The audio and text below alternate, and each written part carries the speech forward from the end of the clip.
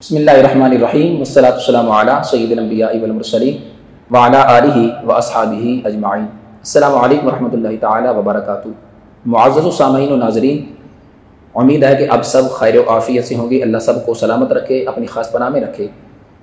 آج کا یہ میرا میسیج بالخصوص ان محبین اور مخلصین علماء اہل سنت اور عوام اہل سنت اور کارکنان اہل سنت کی خدمت اور برگاہ میں ہے کہ جو اس موجودہ صورتحال میں کشمکش کا شکار ہیں، پریشان ہیں، ان کی خدمت میں ایک یہ انتہائی ضروری جو معلومات ہے یہ شیئر کرنا چاہتا ہوں، شاید کہ تیرے دل میں اتر جائے میری بات یاد رکھنا کہ جب دشمن دلیل کے میدان میں ہار جائے تو اس وقت وہ دلیل کا مقابلہ الزام تراشی، بہتان بازی اور کردار کشی سے کرتا ہے۔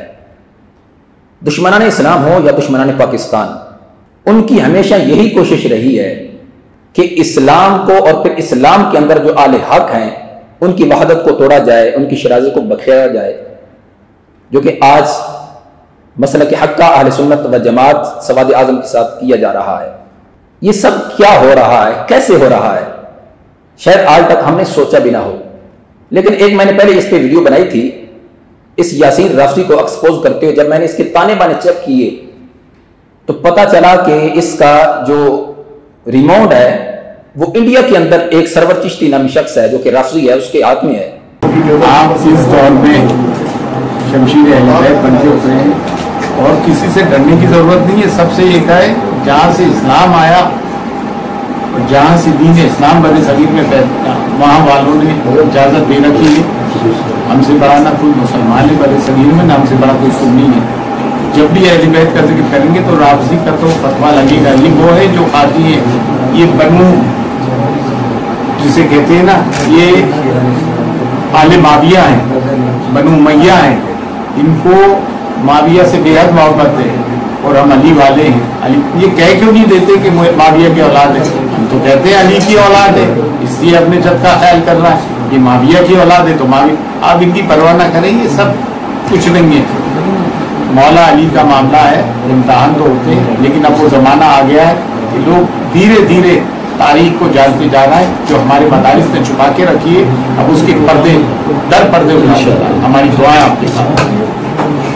اور وہ سرور چشتی جو کہ نام نہاد سجادہ نشین اپنے آپ کو کہتا ہے کہ میں درگاہ مقدسہ حضور خواجہ معین الملت والدین خواجہ معین الدین چشتی اجمیری علیہ رحمہ کا سجادہ نشین ہوں، جبکہ وہ سجادہ نشین نہیں ہے بلکہ وہ راہ کا ایجنٹ ہے، کیونکہ ایران میں رافضیوں کے ساتھ اپنے روابط قائم کیے ہوئے ہیں، ان کے ساتھ گٹھ جوڑ قائم کیے ہوئے ہیں، اور پھر براستہ ایران جو پاکستان کے اندر اس نے اپنے جو ایجنٹ ہماری صفوں میں سنیت کے لبادے میں داخل کیے ہیں، ان میں سرفہرست انور شاہ گیلانی سدرہ والا، پیر سید انور علی شاہ صاحب بغدادی سدرہ شریف والے خیبر پختونخوا کے، ان کو ہمارے لاکھوں سلام۔ حضرت گھبرائیے نہیں، ہماری حمایت آپ کے ساتھ ہے۔ اتنی بڑی بارگاہ سے سب حمایت ہو گئی بر صغیر میں تو پھر کیا کہنے ہیں۔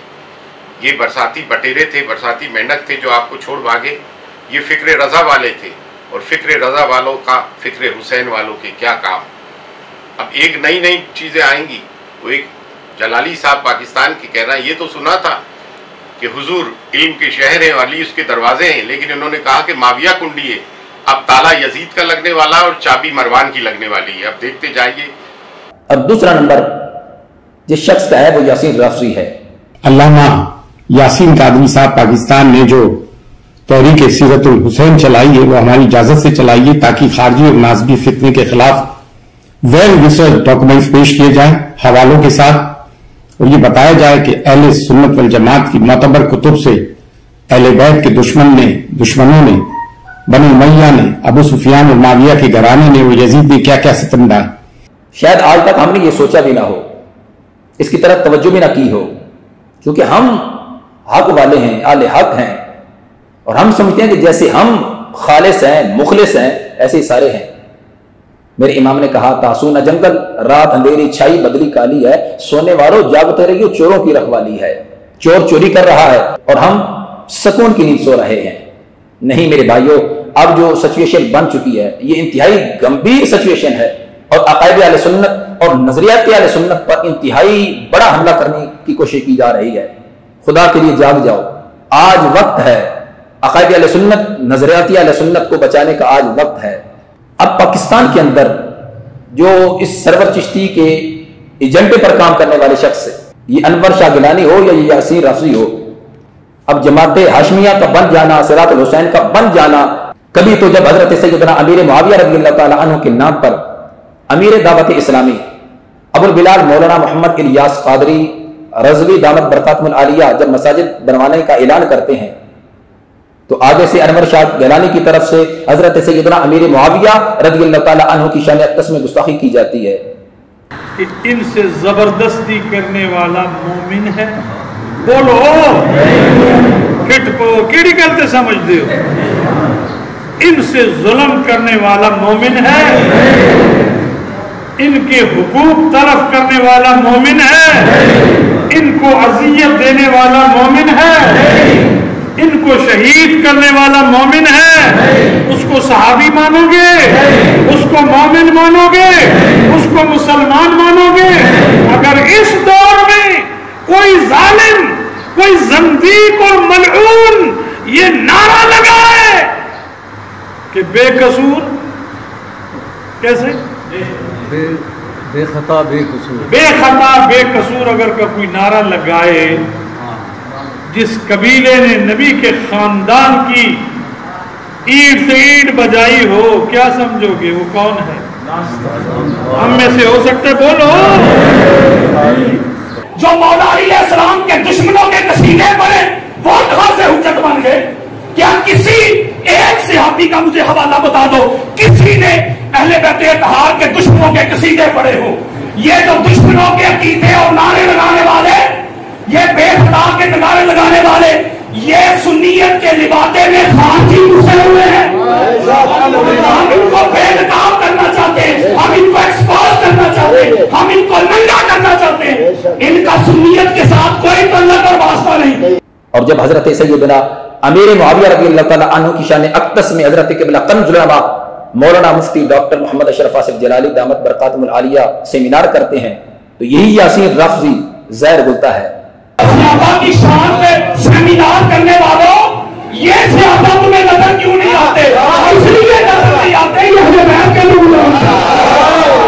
اور اسی طرح یہ پاکستان کے اندر ان کا کام کرتے ہوئے، ان کے ایجنڈے پر، ان کے اشارے پر کام کرتے ہوئے کبھی عدم ایمان ابی طالب کے قائلین کو کافر کہتے ہیں۔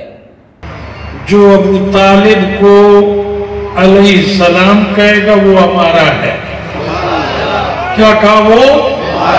پھر کہیے ذرا کہ دل میں اتر جائے۔ جو ابو طالب کو کیا کہے؟ بولیے ذرا اونچی آواز سے، اور کوشش کیجئے، اور کوشش کیجئے۔ جو یہ کہے گا وہ ہمارا ہے، بولیے وہ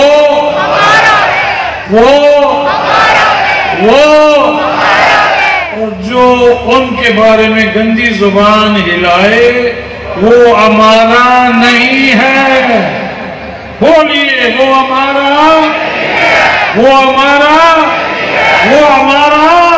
نہیں ہے۔ اس سے دور رہنا چاہیے، بولیے اس سے اونچی آواز سے، اس سے دور رہنا چاہیے، اس سے۔ اب میں گواہی دیتا ہوں کہ آپ مومن ہیں، آپ مومن ہیں۔ جو علی کے باپ کو کافر کہے وہ مومن ہے؟ کبھی بھی نہیں، بولو کبھی بھی نہیں، بولو۔ علی کا باپ مسلمان ہے اور صحابی ہے، برادران اسلام۔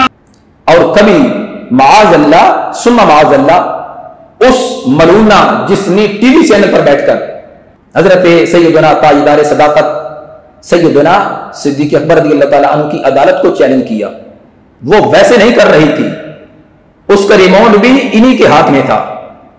اب سوال اس سے یہ کیا جا رہا تھا کہ بچوں کے ساتھ زیادتی ہوتی ہے، ان کو انصاف نہیں ملتا، اور جواب وہ کیا دے رہی تھی کہ معاذ اللہ انصاف کا جنازہ تو اسی دن نکل گیا تھا وغیرہ وغیرہ، جبکہ جو اس سے سوال کیا جا رہا تھا اس کا وہ جواب دیتی، کیونکہ اس کو بھیجا گیا تھا ایک پلاننگ کے تحت بھیجا گیا تھا کہ تم سے یہ سوال ہونا تو اس کو یہ جواب دینا ہے، اور اس لیے اس نے فوراً اس یاسین رافضی سے رابطہ کیا، جبکہ وہ تو پکی رافضیہ ہے، وہ تو پکی شیعہ ہے۔ میں نے اللہ کے فضل و کرم سے آقا علیہ السلام کی اس پاک بیٹی کی جو کنیز ہماری باجی ہیں سیفی علی خان ایڈوکیٹ، انہوں نے مجھ سے رابطہ کیا کہ علامہ صاحب آپ وکیل اہل بیت ہیں، میری مدد کریں۔ میں نے کہا میری تو جان بھی قربان ہے، اور باجی کو اہل سنت کی امہات الکتب سعودی عرب کی چھپی ہوئی اتھینٹک کتب کے ساتھ، سند کی بحث کے ساتھ، اس کے رجال کی بحث کے ساتھ، اس کی متن کی بحث کے ساتھ پورے حوالے اس کو کراچی پہنچا دیے۔ یہ میری باجیاں بیٹھی ہوئی ہیں، مائی بہنیں بیٹیاں باجیاں آپ بیٹھے ہوئے، آپ نے ابھی میں آپ کی بات کروانے لگا ہوں، ابھی میں آپ کی بات کروانے لگا ہوں، آپ سب نے بات کرنی ہے، باجی کو کہنا ہے جو شوکت صاحب کہہ کے گئے، باجی کو کہنا ہے کہ یہ جو بطول کا مقدمہ کھل گیا ہے نا،